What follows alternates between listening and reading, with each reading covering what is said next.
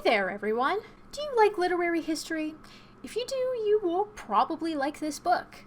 Today we're taking a look at Dracula's Brood. This is a short story collection that was originally published in 1987, and it was compiled by the late Richard Dalby. For those of you unaware, Richard Dalby was a literary researcher who authored and edited many collections that were about vampires and the paranormal.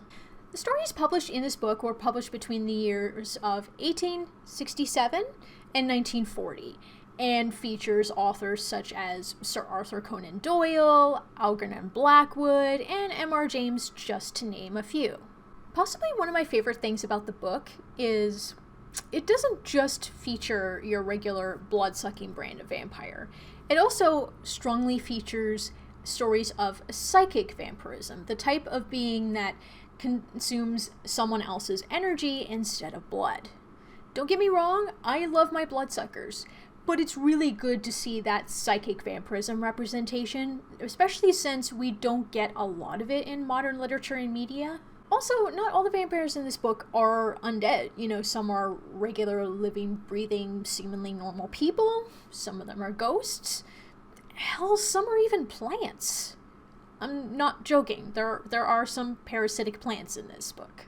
Many of the stories in this book were published in penny dreadfuls or other more minor horror magazines of the time period, including, surprisingly, I did not know this until I read it in this book, early issues of the Cosmopolitan. Apparently, the Cosmopolitan didn't just used to be a beauty magazine. It used to feature other popular things of the time period, including literature.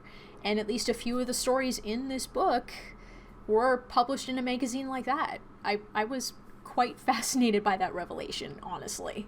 It seemed to be a common thing among some of the writers in the book as well, that they had at least passing knowledge or an actual direct relationship with Bram Stoker in some way. Either, they inspired him or he inspired them. Another thing I liked about this collection quite a bit as well is before you read each of the story, after it gave you the story title and the names of the author, there would be a paragraph talking about a little bit about the author themselves.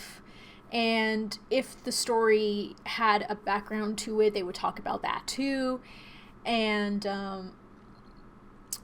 or they would talk about like some of the other works that the other author has done as well. As you might expect from a short story collection, it was a mixed bag. I wouldn't say there were any stories that I disliked, but there were definitely a lot of stories that were not quite up to par with what some of the other ones were. There were a total of 24 stories in this book, and for the purpose of this review, I'm gonna briefly mention and summarize 4 of those stories to you, the ones that stood out to me the most. Nothing really spoilery or anything, just as a teaser for what you might be into if you pick up this book. The first story I want to talk to you about is called The Man-Eating Tree by Phil Robinson. This story was originally published in the year 1881. Phil Robinson was an Anglo-Indian author who wrote several stories with vampire-like themes in them. It's the first of, I think, 3 stories in this book that focus on parasitic trees. And it sounds bizarre, but out of the 3 stories that I read with this kind of concept, The Man-Eating Tree was actually the better one out of the 3, which is interesting because it's actually the second story you read in this book. The narrator of the story is telling the story of the travels of his uncle, who was a very adventurous person, someone who explored a lot of unique and exotic places. And he was telling the story of his uncle coming across the titular man-eating tree in Nubia, which I had to look it up after the fact, but Nubia is a region in South Sudan. So this uncle, he witnessed the tree attack and kill an animal, and then that tree also attacked and unfortunately killed his guide before he himself had to fight off and kill the tree to ensure his own survival. I found Robinson's writing style, as far as Victorian English is concerned, to be fairly easy to follow. Certainly easier now than it was when I originally tried to read Dracula. His descriptions of the tree and what had occurred around it, to me, were good. They were enough to paint a clear picture without being too overly descriptive, which again, as far as Victorian English concerned, is an accomplishment because the writing of the time was very, very wordy. The second story I wanted to mention, and also it's one of my favorite stories of the book, and I don't know if this would be surprising to some people or not. I suppose it depends on what you've read from this author, and that is The Parasite by Sir Arthur Conan Doyle. This story was originally published in 1894, and for those rare few who don't know who Conan Doyle is, he's the creator of Sherlock Holmes. Now, The Parasite is a tale of psychic vampirism. The protagonist is a man who doesn't believe in anything that can't be provable with science or something that he can't see with his own two eyes. So early on in the story, he meets a psychic who she manages to prove to him that her powers are legit, that they actually exist. And he becomes fascinated by it, so he willingly subjects himself to experimentation with her power. For science, you understand. Although he actually believes this for science. For him, it's legit science. For her, it's science. However, he soon learns that very weird things are going on around him and this woman, and that he realizes he can't remember anything that happens during the sessions or a little bit before or after. And this story was probably the closest to a wow factor that I've managed to get out of a Victorian era story so far. I did not expect the story to go the way it did. And honestly, it's my favorite story in the entire collection. I'm actually tempted to start reading Sherlock Holmes now. And it takes a lot for me to get that. I'm not one into mysteries or detective stuff.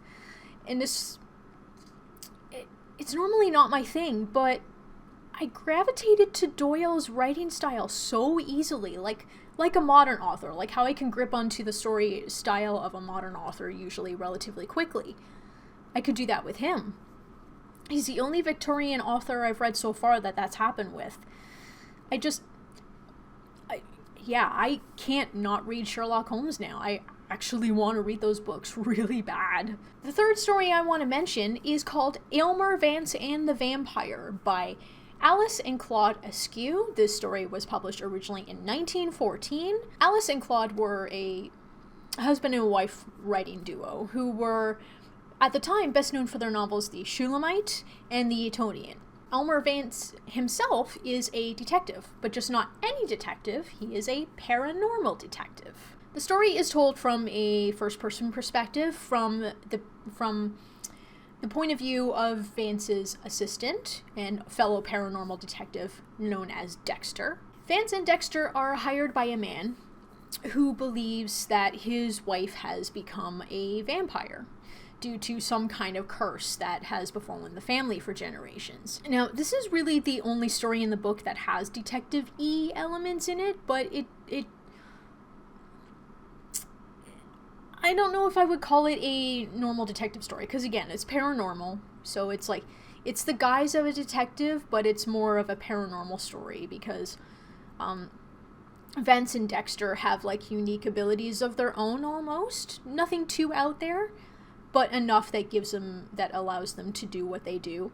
The story was good enough that it made me mildly curious about the other stories involving these Vance and Dexter, but nothing I would say that was enough to actually make me want to seek out the published form of the stories and pick it up. Curiosity, but nothing more. The final story I'm going to mention, which is actually the last story that is present in the book, is Princess of Darkness by Frederick Cowles. This story was published in 1940, and out of all the stories in the book, it's probably the closest you'll get to a Dracula-esque story. Cowles was known more for his short story collections, particularly the Horror of Abbott's Grange and the Night Wind Howls. Both collections are apparently very rare and highly sought after. All right, so this story follows a man who is a spy. He was tasked with going undercover in Budapest to befriend and try to spy on a female aristocrat who lived in the area, called, how do I pronounce that? Gisela Bessenye, who is believed to be behind the murders of several men. It's probably one of the things I liked about this book about the story more than I liked about Dracula is one of my main issues with Dracula was the fact that you didn't see much of the character in question. There was a little bit here and there, but you saw Bessenye in this story more frequently. There was definitely much more of an alludence to the fact that she wasn't a normal person. It's clear that the story was heavily inspired by Stoker's book in my opinion, the best possible way for the time period. And the ending was definitely different. One of my biggest gripes about Dracula was the ending, and the end of this story, by comparison, is, in my opinion, loads better. Not a happy ending, I'm going to warn you about that, but it's, as someone who was disappointed with Dracula, I liked this story in particular. Definitely, I would say out of the four I mentioned, Conan Doyle's story would be first, and then this one would be second. Overall, this collection I think is certainly worth your money. There seems to be a little bit of something in there for everyone. You know, there's stuff in there for people who like to see a lot of vampire-y stuff, and then there's those that are more like the mystery aspect and don't like it thrown in your face so much. And it's not just for those of aficionados of vampire literature like myself. Anyone who is a fan of horror or paranormal literature, I think, could get a fair bit out of this collection for themselves. And really, at only $15 US, why wouldn't you? It's fairly cheap as far as books go for the amount of content you're getting.